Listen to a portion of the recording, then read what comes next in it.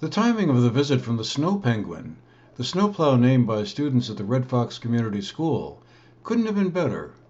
Snow was falling lightly on Pigpen Road in Manchester the day snowplow driver Bonnie Davis pulled in to show the students at the school their namesake snowplow and explain how it worked. And what happens is it catches everything off the plow itself and brings it over and it shoves it. I mean, it can go right up over a house if you wanted it.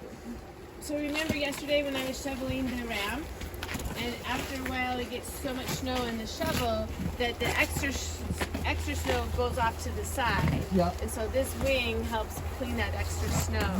This plow up here cleans from the center line to the white line. This one will help take everything off the white line and get rid of it so it doesn't make snowbanks. Then, best of all, the students, who range from kindergarten to 5th grade at the Independent Progressive School located next to the rail trail and a short distance from Route 30, got to pile into the truck and check out the view from the other side of the windshield firsthand. Educational experiences like that are part and parcel of the guiding philosophy of the small independent school that started up 6 years ago. They began at the building that formerly housed the gift shop The Enchanted Dollhouse, then moved for a spell over to the Long Trail School in Dorset. They've been at their current location at the intersection of Pigpen Road and the rail trail for over a year now, occupying a couple of buildings there and hoping to open a third one as a community arts center.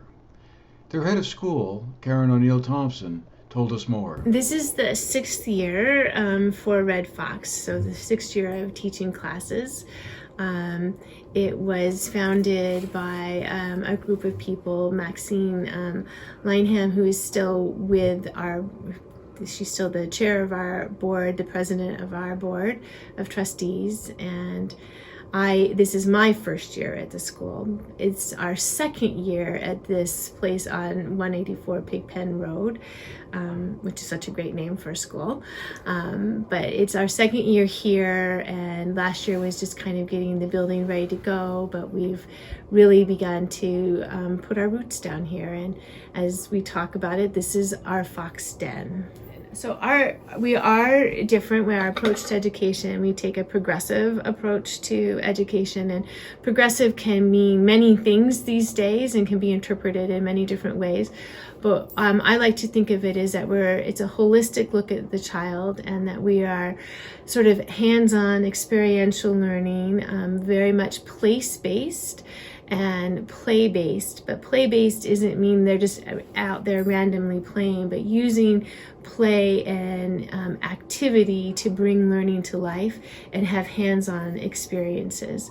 So we spend a lot of time outdoors. We also include a lot of life skills, and using those natural situations for our kids to really practice collaboration skills, problem solving, and trial and error, the importance of taking a risk, trying something, see if when it doesn't work, and learning from that and trying it again. And so having those loose parts in our woods outside, and even in our classroom environment when we're teaching something, having the kids kind of experiment with something. And we often talk about the idea of you are exploring a concept, you're working with a concept, then you discover kind of what's working, what's not working, and then you're really beginning to learn. Their founder and board chairwoman, Maxine Linehan, described how they began.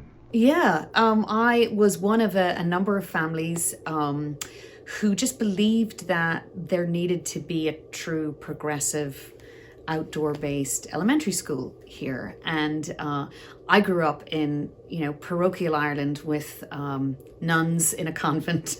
So this kind of education is very far removed. But when we lived in New York, I was introduced to the philosophy of progressive education and this place-based learning and allowing children to learn at a pace that is individual, and that we're taking care of all of the child, not just the learning piece. These formative years are so critical, and both of my children have one has gone through and graduated and is now at Long Trail. And my son is still here at Red Fox, and so this is the only school that he has known. To watch him skipping to school and crying when he can't go to school because he's got a fever, is just really testament to what everyone here has created. But to answer your question, we put the word community in the name of the school, so Red Fox Community School, deliberately because this was a group of people that came together. It happened over a summer. We happened to have an incredible teacher who was available, and a number of families who were willing to just take a risk and make this happen. We were originally at the old Enchanted Dollhouse building, and we had, I think, 11 students the first year and one teacher.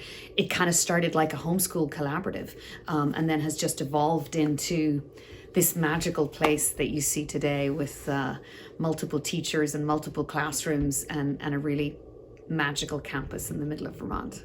We were nomads for a little while because of the way we started, in a very uncertain way, never knowing what the next year was going to be like.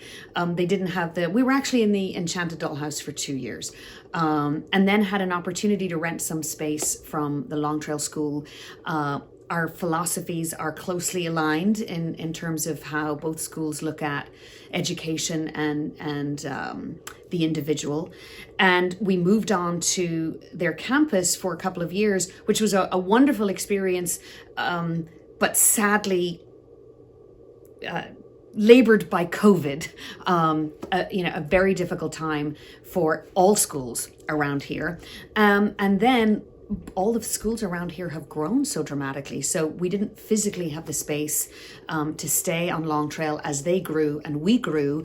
We also didn't have either the capital or the labor to build something on that campus. And we're very fortunate to come across this little cabin in the woods that was previously owned by Northshire Civic Centre. And they are our wonderful neighbours now down the rail trail. And we're both nonprofits, and we live very nicely next to each other and collaborate when we can. The snow penguin may have gone back to work, but you may be wondering, where did the name Red Fox come from?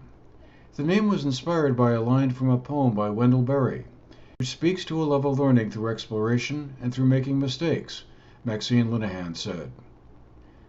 Be like the fox who makes more tracks than necessary, some in the wrong direction. For the GNAT-TV News Project, I'm Andrew McKeever.